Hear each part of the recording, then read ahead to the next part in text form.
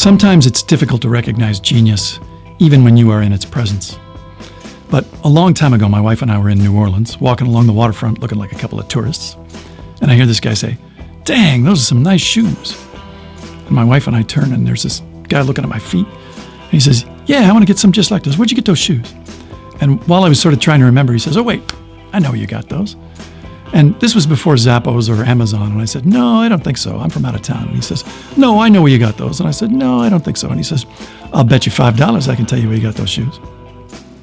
Now, the guy was slightly down at the heels, so my wife knows it's a con, and so do I. But, we're on vacation. I'm thinking, is it worth $5 to hear the punchline to this? And so I say, "Yeah, okay."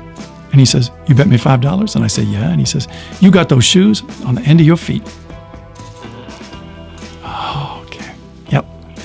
So I start to pull my wallet out, and my wife says, "You're not going to pay him."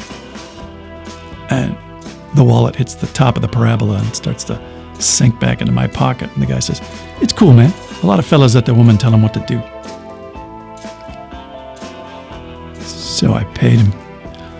He was a genius.